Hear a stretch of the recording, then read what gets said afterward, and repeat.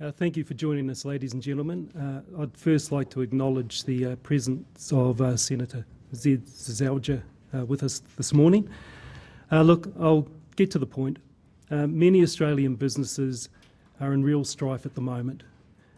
While the pandemic hasn't discriminated in who it's affected health-wise, with respect to businesses, it has discriminated. People who run micro and small businesses are really at the coalface of this economic crisis, with many of them putting up their homes and many of them seeking guarantees from loved ones in terms of being able to support the operation of their businesses. There is a lot at risk. Today, ACCI is delighted, absolutely delighted, to help deliver one of the most exciting announcements to help support people and small businesses who are in trouble. The responsiveness and massive support that the federal government has provided to date has been the key to keeping many people in their businesses and stopping them from walking away. But the support measures have also masked the real damage that this virus has done to businesses. When the support measures are going to be wound up, when the deferral payments stop, we're going to need measures that really help business owners navigate their way through this crisis, this economic crisis. For many of the 900,000 small businesses who are currently accessing support, insolvency is going to feature in their futures. Today, I'm really delighted to announce the Treasurer, Josh Freidenberg, to discuss how today's announcement will benefit the many people in business who are stressed about their future, but also who are really seeking a way of contributing to the recovery that's going to be coming. So, welcome, Treasurer.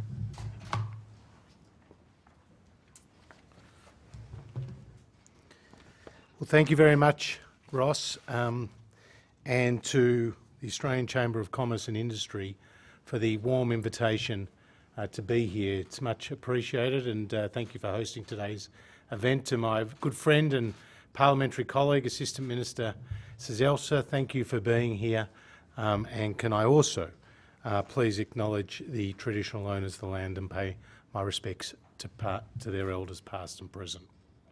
I'd like to thank ACCI for the opportunity today to outline the Morrison government's revised fiscal strategy and the reasons why we must recalibrate our approach if we are to successfully grow our economy and to secure a strong recovery from this unprecedented crisis. The 2021 budget, which will be delivered in just 12 days' time, will deal with a recession like no other in living memory. It will lay out the next phase of the government's economic recovery plan for Australia, and in doing so, respond to the greatest economic shock this country has experienced in more than 100 years. COVID-19 has given rise to a global health and economic shock that dwarfs previous crises. Our actions to date have served to cushion the blow from the immediate impacts of this shock and position the economy to begin its long road to recovery. We've been able to respond quickly and decisively because we had the fiscal firepower to do so. After years of hard work repairing the nation's finances, the budget was back in balance and spending was under control. As the RBA Governor said of the Australian economy just last month, we've got strong fundamentals, a strong public debt position, a strong national balance sheet. Our economic response to the pandemic was guided by clear principles that we outlined in March. We said that our response would be temporary, that it would be targeted, that it would use existing delivery mechanisms where possible, and be proportionate to the shock and its impact on the economy. And it was. These principles will continue to guide our actions as we move to the next phase of our economic recovery plan. The 2020-21 budget will lay out our detailed plans for getting Australians back to work and businesses back to business in a COVID-safe way. Given the depth of the economic shock we face, this will require continued support to enable the economy to recover and to rebuild for the future. The budget will set out our plans to ensure Australia emerges from this global economic and health crisis ahead of the pack by boosting our longer-term economic potential. This will only be possible if we continue to keep the virus under control while living in a COVID-safe economy. Our revised fiscal strategy will guide our transition from emergency support to a jobs-led recovery which will grow the economy and strengthen the budget. It will also outline the path to reducing debt as a share of the economy so that we can confidently respond to any future shock that may emerge. Australia's strong economic and fiscal position allowed us to respond quickly and decisively to the COVID-19 pandemic. Australia entered the pandemic from a position of economic and fiscal strength. Despite the drought, the 2019-2020 MyEFO forecast that Australia's real GDP would grow by 2.25% in 1920 and 2.75% in 2021. The unemployment rate was 5.1% in February, down from 5.7% when we took office, with participation rates at historical highs. The budget had returned to balance in 2018-19 for the first time in 11 years. We were on track to deliver budget surpluses in each year of the forward estimates, building to projected surpluses of over 1.5% of GDP by the end of the medium term. It is these strong fundamentals underpinning our longer-term outlook that allowed us to respond quickly and decisively to the economic shock that was caused by the COVID-19 pandemic. The Morrison government could act confidently, knowing we had the fiscal firepower to do so. And we did need to act. We had no choice. Australia's economy shrunk by an unprecedented 7% in the June quarter, and unemployment fell by 6.7% in just 3 months. Prior to this, the largest ever quarterly fall in GDP was 2% in the June quarter, 1974. By comparison, in the 1980s, Australia's GDP declined by 3.7% from peak to trough, and employment fell by 3.6%. In the 1990s, GDP fell by just 1.4% from peak to trough, and employment fell by 4.4%. Around 1.3 million people, or just over 10% of the labour force, lost employment or were still down on 0 hours in April. However, through getting the virus under control and as a result of the economic support we have put in place, around 60% or 760,000 people have now regained employment or hours. While the unemployment rate in August was 6.8%, it is expected to rise over coming months due to the lockdown in Victoria, and as people re-enter the labour force to look for work. This unprecedented shock has pushed Australia into a COVID-19 recession, our first in more than 28 years. This outcome was unavoidable and would have been far worse in the absence of our strong fiscal response.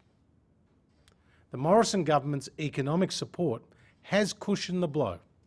helping households and businesses and creating a bridge to the economic recovery. To date, we have announced $314 billion in support, or around 15.8% of GDP. That's in contrast to the estimated $55 billion, or around 2.8% of GDP, that has been provided in support by the states and the territories. We put in place JobKeeper, an economy-wide wage subsidy and the largest fiscal and labour market program in Australia's history. We doubled the safety net for unemployed Australians. We provided a cash flow boost to businesses to provide working capital. We helped to pause small business bank loan repayments and provide rental relief for tenants. These are just some of the measures we put in place to support the economy. Our support has been timely, our support has been targeted, and our support has been proportionate.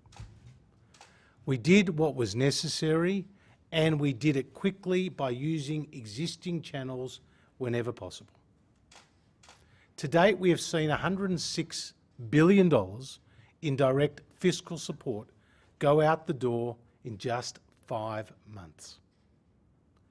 Never before has this level of support flowed into the economy in such a short period of time.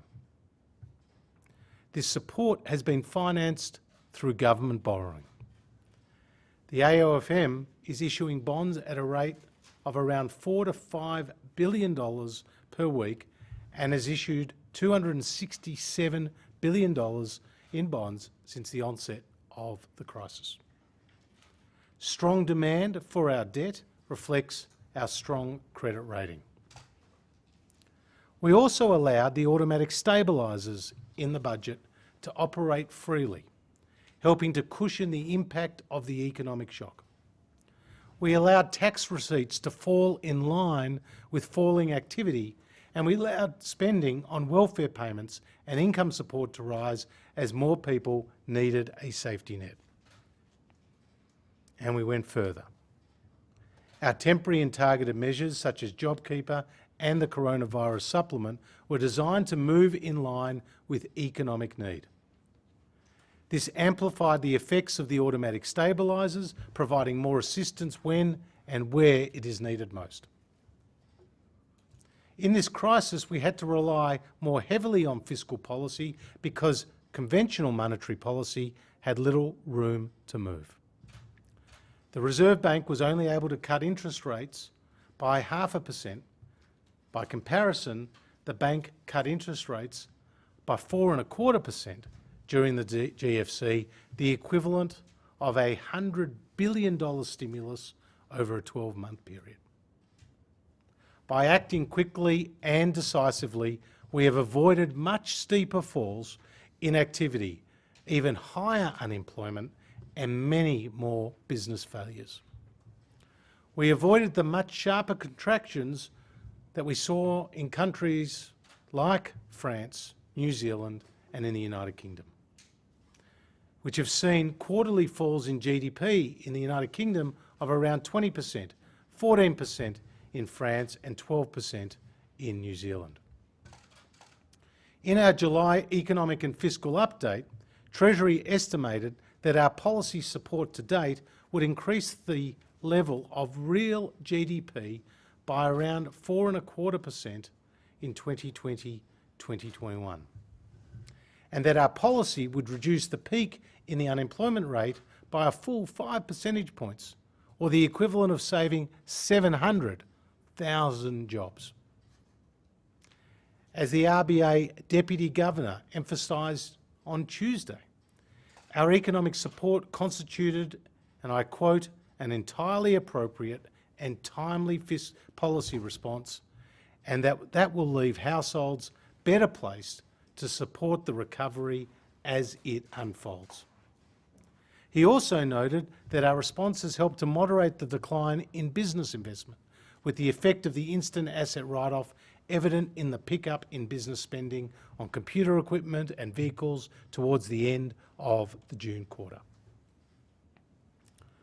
By limiting economic damage in the near term, the government's economic support will reduce the potential for longer-term economic scarring, giving us the best chance of recovering stronger and faster. The medium-term effects of COVID-19 have made it necessary to recalibrate the government's fiscal strategy. Despite our success in cushioning the blow from COVID-19, we know that the crisis will have a long and lasting effect on Australia's economy and on our fiscal position. Our economy will be persistently smaller as a result of the pandemic than what was forecast in the 2019-2020 MYEFO, both in real and in nominal terms. In the near term, real GDP is forecast to grow strongly, but this growth will come off a lower base. By the end of 2020-21, Australia's real economy is expected to be around 6%, smaller than what was forecast in the 1920 MYEFO. And the recession places pressure on all three elements of potential growth in the economy: population, participation, and productivity. Australia's future population will be smaller and older than we previously assumed because of the sharp drop we are seeing in net overseas migration. Australia's population growth is expected to slow to its lowest rate in over 100 years. As published in the July update, net overseas migration is expected to fall substantially from around 154,000 in 1920 to around just 31,000 in 2020-21. The budget is expected to reveal a substantial decline in net overseas migration compared with the figures in the July update, with net migration outflows now likely in both 2021 and 21-22. While migration will eventually return to the levels we are accustomed to, lost migrants will not be replaced. And given our migrant workers tend on average to be younger, this will lower labour force participation and average hours worked across the economy into the future. As with past recessions here and around the world, the unemployment rate will also take time to return to pre-crisis levels, despite our unprecedented response. This economic scarring, together with lower levels of business investment, is likely to dampen participation and productivity, the other two key elements of potential growth. The other key change in our economy will be a persistently lower level of prices and wages. With high levels of spare capacity in the economy, it will be some time before inflation returns to the midpoint of the Reserve Bank's target range. And wages growth is likely to remain subdued for at least the next few years until the jobs market tightens. These changes to the underlying economy, which stem directly from the COVID recession, will weaken our medium-term budget position even as our targeted policy support is phased out. We very carefully designed our policy support so that measures would not weaken our budget in a structural sense. We wanted our support to flow now, when it is needed most, and not to become a structural drag on the budget. As a result, around 98% of our policy measures as of the July update, as well as the JobKeeper extension, will be spent over just 2 years. Nevertheless, a smaller economy with lower price and wage growth will generate less income for the government over the medium term. Income taxes will grow more slowly, reflecting a smaller wages bill. Corporate taxes will also grow more slowly, reflecting lower profits and economic activity.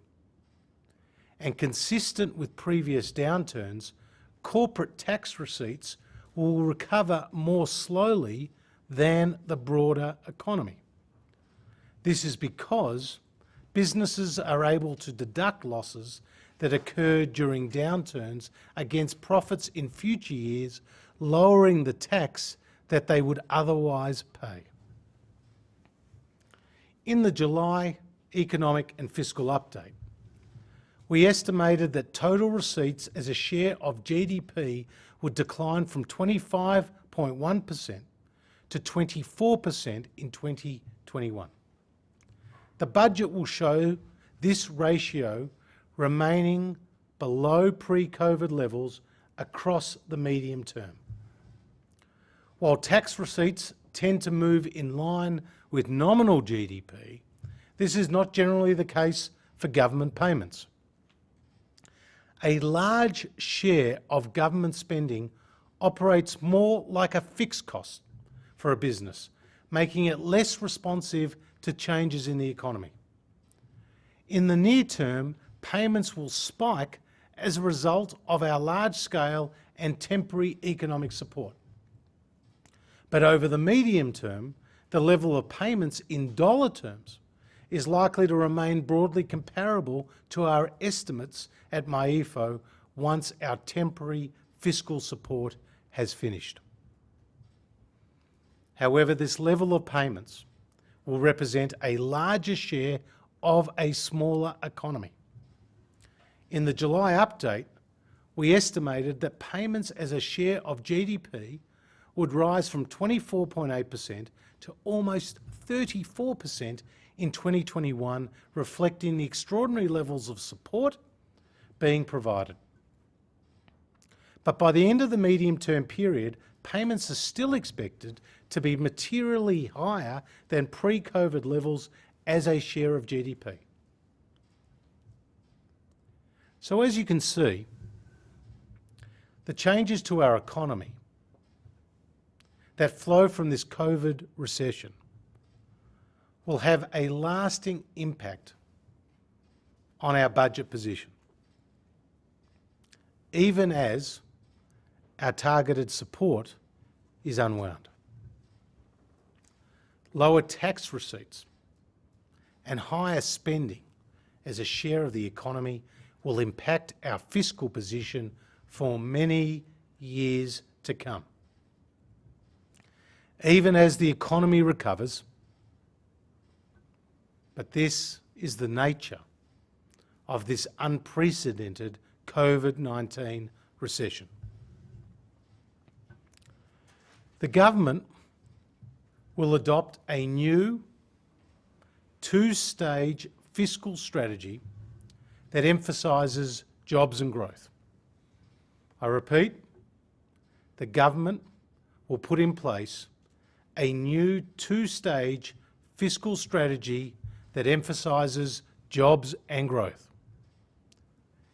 This is key to stabilising and then reducing our debt to GDP ratio. Of course, as our circumstances have changed, our fiscal strategy must also change. Our previous fiscal strategy has served us well. It helped us to contain spending growth and return the budget to balance without increasing taxes and without cutting services. It was designed to guide a steady and sustained fiscal consolidation with increasing surpluses against the backdrop of a steadily growing economy and low unemployment. Our previous fiscal strategy that brought our budget back to balance was based on three key components. The first was our commitment to investing in a stronger economy to boost productivity and economic and workplace participation. The second, our commitment to strong fiscal discipline and containing the size of the government, which comes from controlling growth in spending and maintaining the tax to GDP ratio below 23.9%. And the third, our commitment to achieving budget surpluses on average over the course of the economic cycle, building to surpluses of at least 1% of GDP when economic circumstances permit, and reducing debt to build resilience and fiscal flexibility.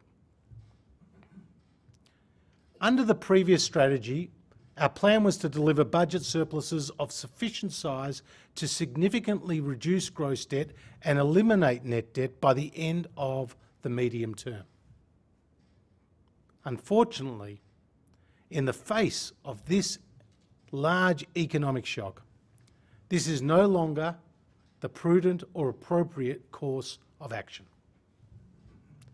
It would now be damaging to the economy and unrealistic to target surpluses over the forward estimates, given what this would require us to do in terms of significant increases in taxes and large cuts to essential services. This would risk undermining the economic recovery we need to bring hundreds of thousands more Australians back to work and to underpin a stronger medium-term fiscal position. It is getting Australians back to work and having profitable businesses hiring and investing that offers the greatest leverage in repairing the budget. So in the budget, in less than 2 weeks' time, we will be recalibrating our fiscal strategy to match the circumstances we now find ourselves in. The revised fiscal strategy blends important elements of our former strategy with the features that reflect the current economic situation. It is designed to operate in two distinct phases. The first phase of our revised fiscal strategy is focused sharply on boosting business and consumer confidence and promoting jobs and growth throughout the economy. Our first priority must be a secure, strong and sustained economic recovery and to drive the unemployment rate down as fast as possible. The first phase of our new fiscal strategy does this in three key ways. First, we will continue to allow the automatic stabilisers to work freely to support the economy. Second, we will continue to provide temporary, proportionate and targeted fiscal support, including through tax measures to leverage private sector jobs and investment.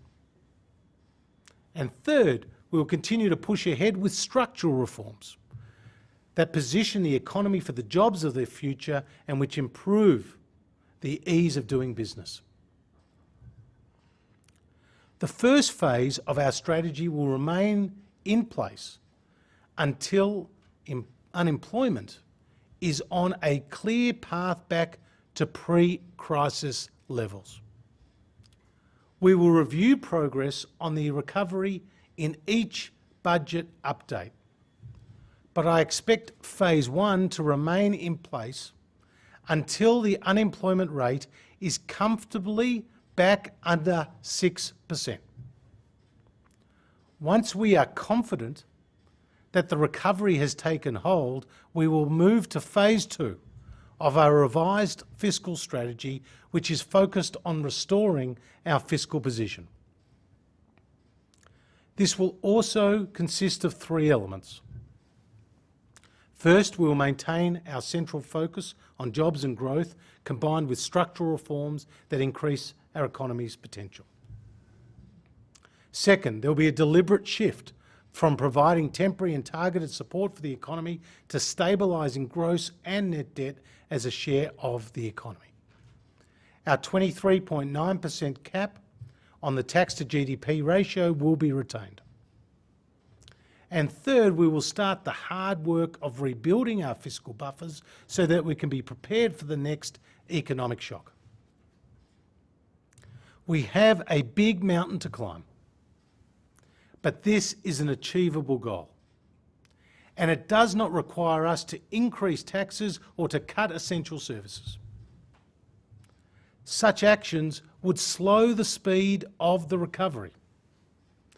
And with historically low interest rates, it's not necessary to run budget surpluses to stabilise and reduce debt as a share of GDP, provided that the economy is growing steadily. And even though debt will be at much higher levels than what we are accustomed to, it remains sustainable and it will be put back on a steady path of reduction. Our peak debt to GDP ratio will still be significantly lower than most comparable countries. And low interest rates make our debt servicing task easier. Our revised fiscal strategy is consistent with our core values. These have not changed. It will maintain our emphasis on fiscal discipline, lower taxes, containing the size of government, and investing in a stronger economy. But as we should, we will place greater emphasis on supporting the economic recovery in the near term and on economic reforms that lift potential growth in the medium term. Only through repairing the economy can we repair the budget. And that is why the government's plan for a stronger Australian economy sits at the heart of the revised fiscal strategy. By supporting economic growth now and over the medium term, our economic recovery plan will underpin stronger public finances over time. The plan will support aggregate demand and more jobs in the near term, while also starting to deliver the flexible and dynamic economy that we need to unlock Australia's longer-term growth potential. This is how we rebuild our economy and secure our economic future. Let me be clear. The road to a stronger economy and building back our fiscal buffers is not through endless government subsidies. This is not a plan that will set up Australia for sustainable economic growth in the future. That is a plan for economic subsistence. Similarly, higher taxes are a road to less investment, fewer jobs, and a weaker economy. Higher taxes will slow the recovery and make our economy less competitive. As was demonstrated at the last election, Australians understand that higher taxes mean they keep less of what they earn so that the government can spend more. We want to drive down the cost burden on businesses that employ Australians. And so that is why we are locking in important reforms to achieve affordable, reliable and secure energy and to cut red and green tape. We're investing in the next generation of energy technologies that will deliver lower emissions, lower costs and more jobs. More and cheaper gas will also underpin a stronger economy, making energy affordable for families and businesses and supporting jobs as part of Australia's economic recovery. We have already brought forward $10 billion in transport infrastructure spending to create jobs and boost aggregate demand. We will continue to invest in our workforce, particularly our young job seekers, by improving our skills, our training and education systems. We also want to reform our industrial relations system to make it more flexible. And this will help ensure that new and growing businesses can access the skills they need to thrive, creating more opportunities for Australian workers. This is also why we are embarking on the most significant reforms to our insolvency laws in nearly 30 years. By adopting key aspects of the United States Chapter 11 bankruptcy process, we will introduce a single, simpler, faster, more cost-effective insolvency process for small business. It will see our system move from a rigid, one-size-fits-all creditor in possession model to a more flexible debtor in possession model.